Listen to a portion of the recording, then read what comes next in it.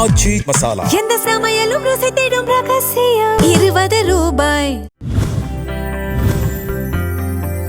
கரூர் தொகுதி அதிமுக வேட்பாளர் எம்.ஆர். விஜயபாஸ்கர் தாந்தோன்றிமலை பகுதிகளில் வீதி வீதியாக சென்று திமுக அரசின் கடன் சுமையை கடுமையாக விமர்சித்து இரட்டை இலை சின்னத்திற்கு வாக்கு சேகரித்தார்.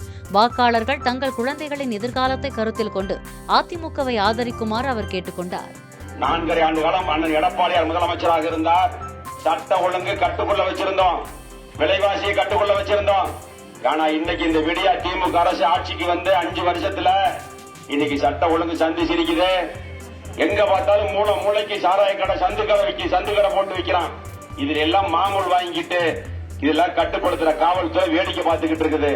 காவல்துறையை கையில வைத்திருக்கக்கூடிய கையாளாகாத முதலமைச்சர் ஸ்டாலின் அதை பத்தி கவலை இல்லை அவருக்கு. யாரோ எந்த குடும்பமும் நாசமா போனா அவருக்கு அதை பத்தி பிரச்சனை இல்லை.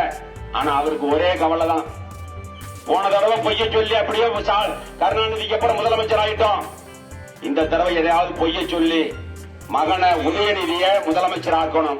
ஆச்சி மசாலா. எந்த சமையலும் ருசி தேடும் ரகசியம். 20 ரூபாய்.